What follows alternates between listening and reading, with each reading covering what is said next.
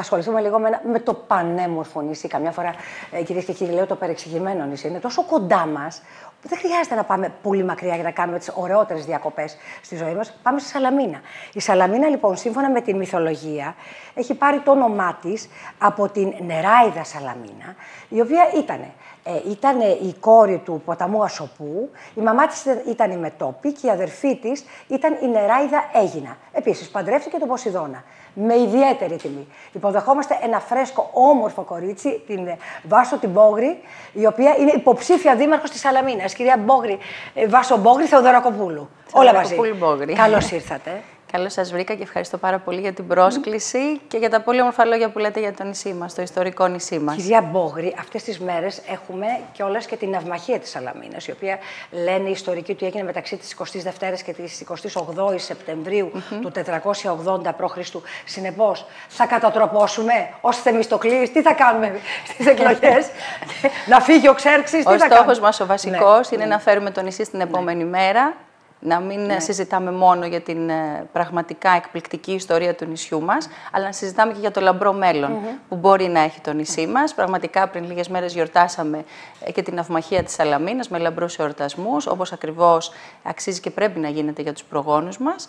Αλλά δεν ξεχνάμε ποτέ ότι το βλέμμα μας πρέπει να είναι στο μέλλον. Να είμαστε λοιπόν υπερήφανοι για το παρελθόν μας, αισιόδοξοι όμως και να κάνουμε και υπερήφανα και τα παιδιά μας για το μέλλον που θα τους δώσουμε. Και αυτός είναι ο στόχος μας ως νέα δημοτική παράταξη, που ευελπιστούμε να είμαστε και επόμενη δημοτική αρχή. Μάλιστα.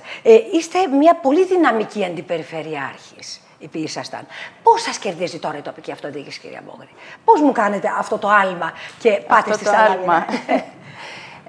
Νομίζω ότι το κίνητρο και ο μοχλός ήταν η αγάπη για το νησί μου. Ξέρω ότι είναι κάτι τετριμένο, ακούγεται πάρα πολύ συχνά η αγάπη για τον τόπο μου, αλλά όταν το νιώθεις τόσο πολύ και στεναχωριέσαι που βλέπεις ότι το νησί σου εξακολουθεί να είναι ουραγός των εξελίξεων, γιατί όπως είπατε ήμουν αντιπεριφερειάρχης επιδίκησης Πατούλη 3,5 χρόνια. Πολύ δυναμική, βεβαίως. Με πολύ σημαντικά έργα κάναμε με την περιφερειακή διοίκηση και θα συνεχιστούν αυτά τα σημαντικά έργα στους 8 δήμους, Πόρο, Αίγινα, Ύδρα, Αγκίστρη, Κύθυρα, Τριζηνία. Θεώρησα όμως ότι η Σαλαμίνα με την νυν Δημοτική Αρχή δεν μπορούσε να απορροφήσει όλα τα προγράμματα. Δεν βλέπαμε αυτό το διαφορετικό που θέλαμε και βλέπαμε λοιπόν όλα τα νησιά να αναπτύσσονται και η Σαλαμίνα να παραμένει ουραγός. Αυτό ήταν και το κίνητρο που με όθησε να πάρω αυτή την απόφαση, την πολύ σοβαρή απόφαση, να παραιτηθώ τέλος του έτους του 2022 από τη θέση μου ως Αντιπεριφερειάρχης Νήσων και να πάω στον τόπο μου, στην πατρίδα μου, στη Σαλαμίνα, ώστε να χρησιμοποιήσω όλη αυτή την εμπειρία που απέκτησα πια ως Αντιπεριφερειάρχης, γιατί ξέρουμε πια πάρα πολύ καλά η περιφέρεια, οφείλω να πω ότι είναι ένα πολύ μεγάλο πανεπιστήμιο για τους ανθρώπους αυτοδιοίκησης. Θέλω λοιπόν να χρησιμοποιήσω, να εκμεταλλευτώ τις γνώσεις και την εμπειρία που απέκτησα καθαρά και μόνο για το νησί μου, για τη Σαλαμίνα μας. Κυρία Μπόγρη, και βεβαίως ψάχνοντάς σας λιγάκι, αναζητώντας και το βιογραφικό σας και αυτά που έχετε κάνει, υπήρξε και δώσατε και κάποια κονδύλια μέσα από την περιφέρεια. 2,7 εκατομμύρια, αν δεν κάνω λάθος, το ποσό θα με διορθώσετε. Τι έχουν να πω, για να γίνουν δρόμοι στη Σαλαμίνα. Τι έχουν να γίνει αυτά?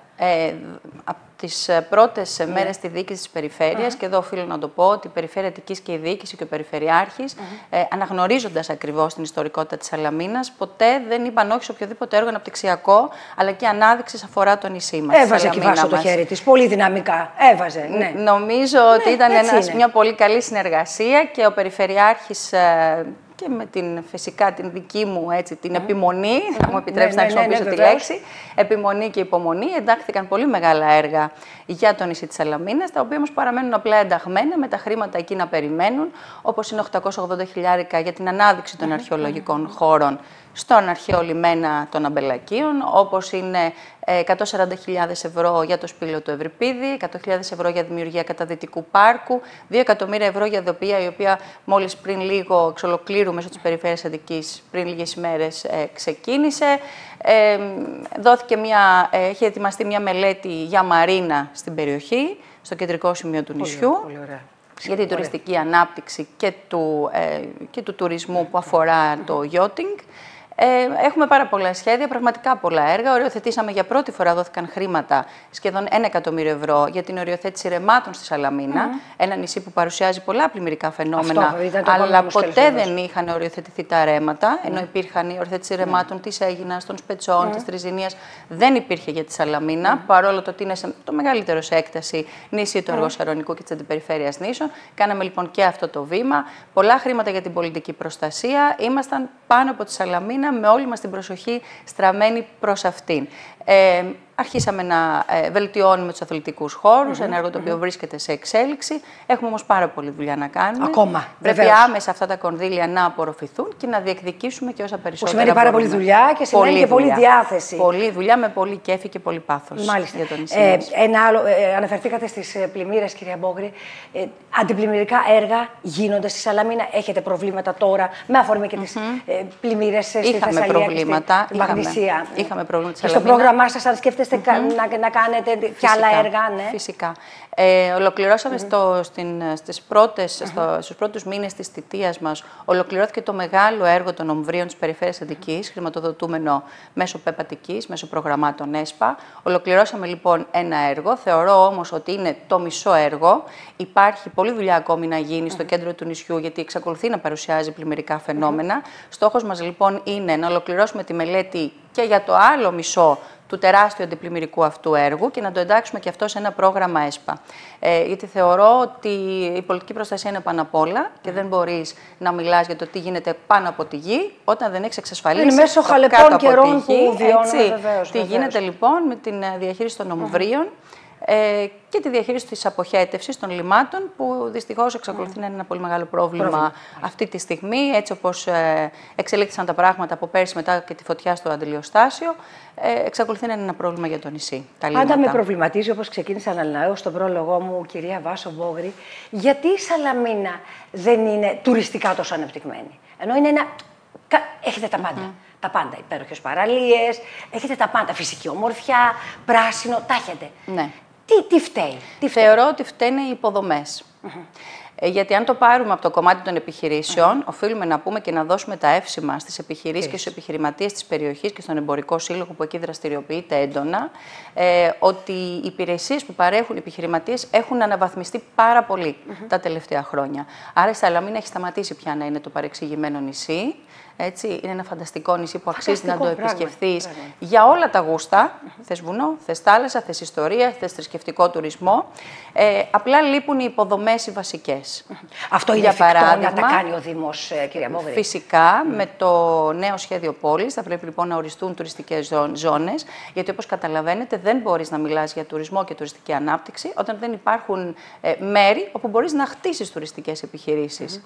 Το μεγάλο πρόβλημα λοιπόν της Σαλαμίνας είναι ότι δεν έχει ξενοδοχειακές μονάδες.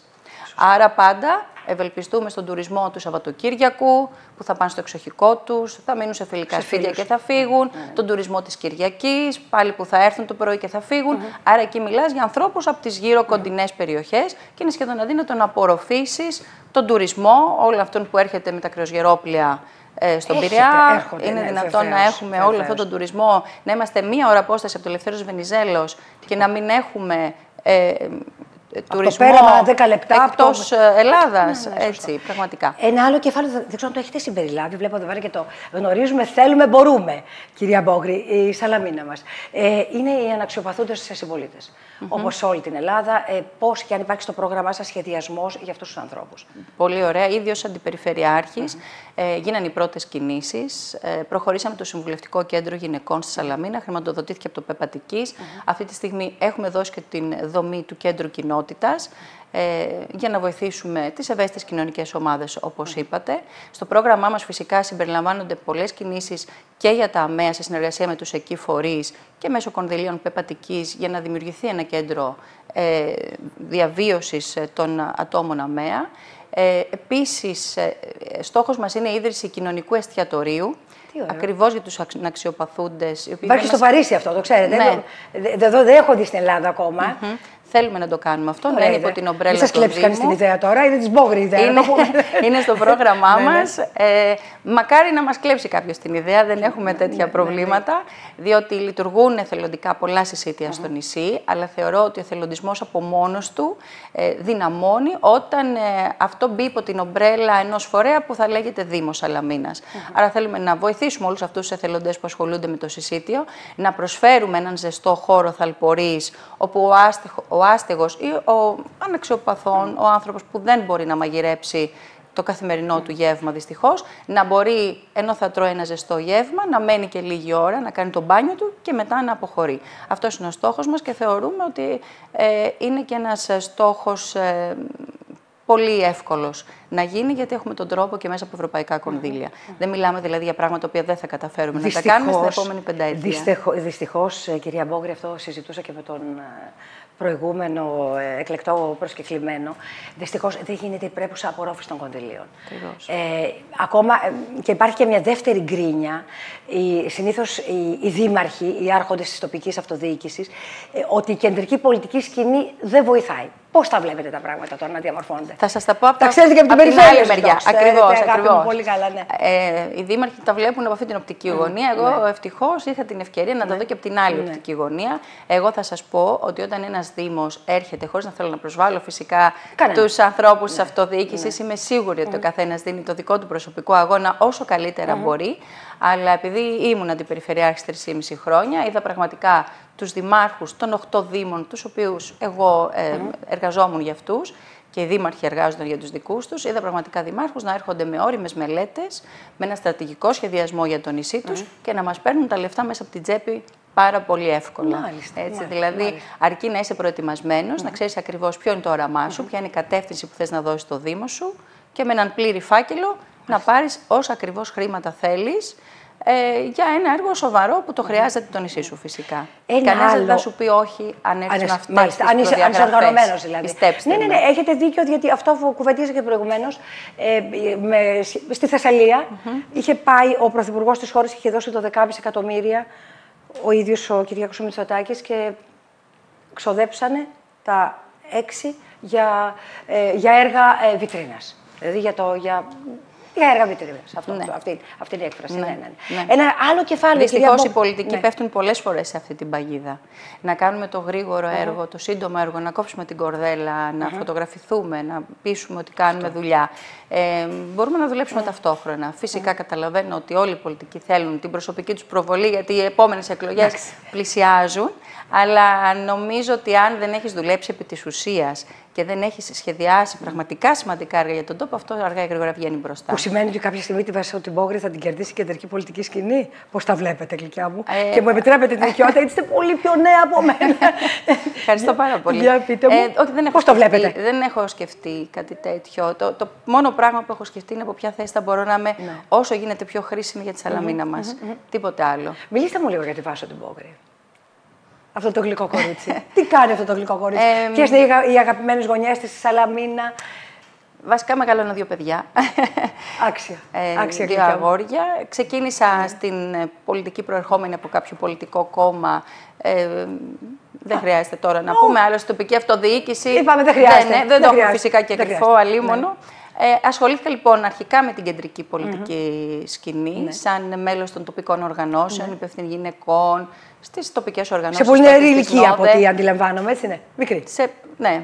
Και από τα φοιτητικά χρόνια φυσικά πάντα εμπλεκόμουν, πάντα μου άρεσε να είμαι μέσα σε αυτούς τους ανθρώπους που δρούν και αποφασίζουν για κάποια πράγματα. Με κέρδισε τελικά η αυτοδιοίκηση, κατέβηκα στην περιφέρεια και ήμουν 3,5 χρόνια αντιπεριφερειάρχης νήσων με τον Γιώργο τον Πατούλη και τώρα με κέρδισε Σαλαμίνα πια οριστικά. Δεν έχω κάτι άλλο στο νου μου. Μάλιστα. Προς το παρόν. Πείτε μου μια αγαπημένη σας γωνιά στη Σαλαμίνα. Πού πάει η Βάσο η Μπόγρη, έτσι, όταν θέλει να ηρεμήσει, να χαλαρώσει? Ποια είναι η αγαπημένη της γωνιά? Η Ελευθερότρια. Στην Παναγία την Ελευθερότρια. Στην Παναγία την Ελευθερότρια. Ναι. Έχω πάει πάρα πολλές φορές βράδυ, μόνη μου, και απλά απολαμβάνω τη θέα, την ηρεμία, την ησυχία και την Παναγία. Γεια μου, εγώ εύχομαι η Παναγία βοήθειά σας. Σας ευχαριστώ ό,τι πάρα καλύτερο. πολύ. Εκείνη ξέρει καλύτερα. Σας εύχομαι καλή επιτυχία. Ευχαριστώ και εγώ πάρα πολύ. Το σόι για όλο. το βήμα που μου δώσατε. Και το σόι όλο. Μπαστιά, Κοσμής και όλης. Δαγκωτά στην Πόχρη. Σας ευχαριστώ. Θέλετε να στείλετε και ένα μήνυμα της εντάχεις στους συμπολίτες σας, κυρία Μπόγρη, έτσι στην κάμερα, on camera. Θα ήθελα να παρακαλέσω τους αγαπημένους μου συμπολίτες, συνδημότες, να μην αδικήσουν το νησί, να σκεφτούν πάρα πολύ καλά. Η 8 Οκτωβρίου είναι μια ημερομηνία πολύ σημαντική για το νησί μας. Καταλαβαίνω ότι όλοι έχουμε υποχρεώσεις, όλοι έχουμε φίλους γνωστούς. Αυτή τη φορά όμως η Σαλαμίνα, ενώ πολλά χρόνια δεν είχε συμβεί, θα έχουμε δήμαρχο από την πρώτη Κυριακή, διότι είμαστε μόνο 3 υποψήφοι. Άρα θα πρέπει να σκεφτούμε πάρα πολύ σοβαρά όταν θα πλησιάσουμε στην κάλπη, γιατί στη Σαλαμίνα μας αξίζει μια διοίκηση με αποφασιστικότητα, με όραμα, με στρατηγικό σχεδιασμό και τίποτα λιγότερο. Και αξίζει να έχει τη Βάσο Μπόγρη, σας το λέω ευθαρσώς. Σας ευχαριστώ πάρα πολύ. Τιμή. Καλή δύναμη, γλυκιά μου. Καλή δύναμη στο έργο σας. Και στα επινίκια εδώ. Θα τα χαρά, ρωτάσουμε εδώ. Με χαρά. Να είστε καλά, ευχαριστώ πάρα πολύ. Και εγώ σας ευχαριστώ.